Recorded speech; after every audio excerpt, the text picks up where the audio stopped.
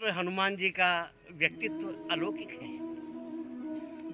उनके द्वारा जो हमें सबसे बड़ी प्रेरणा लेना चाहिए वो ये है कि कोई भी काम हम जीवन में छोटे स्तर पर न करें। हर काम को हमें बड़े स्तर पर करना चाहिए। हनुमान जी ने कोई छोटी मोटी परचूनी की दुकान नहीं खोली।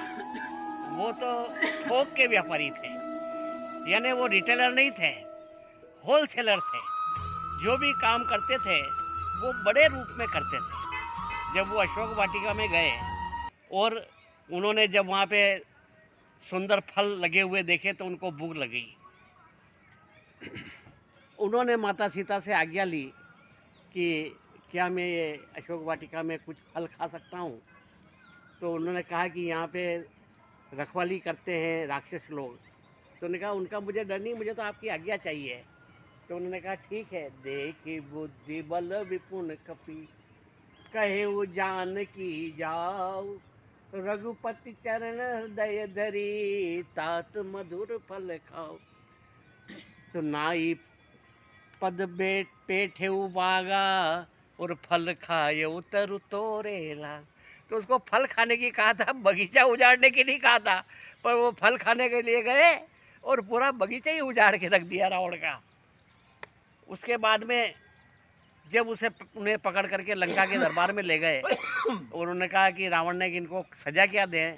तो कपि के ममता पूछ पर, सब ही कहे समझाई, तेल बोरी पट बांध पुनी, पावक देव लगाई। के बंदर को पूंछ सबसे ज़्यादा प्यारी होती है। कटी पूंछ का बंदर किसी को अच्छा नहीं लगता, तो इसलिए इसकी पूंछ को जला दी जाए।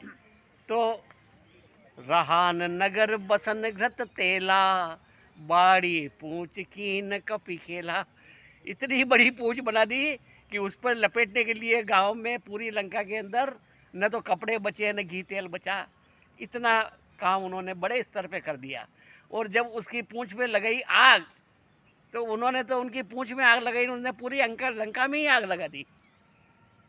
जारा नगर निमिष एक माही, एक विभीषण कर ग्रह नाही। हर घर से उनकी पूंछ जला घी तेल आया, पर विभीषण के घर से ये कोई कपड़ा घी तेल नहीं आया। इसलिए जिन जिन के घर से सामान आया उनके घर जल गए, और जिनके घर से सामान नहीं आया उनका घर नहीं जला। कि नो इन्वेस्टमेंट नो प्रॉफिट। जब उन्होंने कुछ लगाया ही नहीं तो उनको कुछ मिला ही नहीं। इस प्रकार से उन्होंने आग पूंछ में लगाई पर लंका को लगा दी। उलटी पुलटी लंका सब जारी, कूदी पर्यो पुनि सिंधु मजारी। एक तरह से नहीं जलाई है, उन्हें उल्टा पुल्टा करके पूरी लंका को जला दिया। और उसके बाद में जब लक्ष्मण जी को शक्ति लगी और वो द्रोणाचल गिरी पर संजीवनी बूटी लेने गए, तो देखा शेल न औषध चीना, सहसा गिरी उपार कर लीना। उन्होंने कहा कि ये संजीवनी बूटी कौन सी है, कोई समझ में नहीं आ रही है। तो वो पूरा पहाड़ ही उठाना है। तो वो काम उनका थोक में होता है वही। और उसके बाद में जब वहाँ पर संजीवनी बूटी लेकर के पहुँच गए, तब जामवंत कह वेद सुषेणा, लंका रही जाई को लेना। के सुषेण वेद लंका में रहता है, उसको कौन लेने जाएगा। तो हनुमान जी ने कहा कि मैं लेके आता हूँ। कि धरी लघु रूप गए वो हनुमाना, आला आला भवन सुने तो तुरंत गए और उसका घर समेत उसको उठा लाए। कि न जाने कौन सी चीज़ की कब जरूरत पड़ जाए, तो कि पूरे घर के समेत सुषेण वेद्य को लेकर के आ गए। तो इस प्रकार से हनुमान जी जो है वो सब काम थोक में करते हैं, रिटेल में नहीं करते हैं। और इसलिए जब राम जी लंका में गए तो उनको समुद्र बांधने की ज़रूरत पड़ी, पर हनुमान जी को कोई समुद्र की ज़रूरत ही नहीं पड़ी।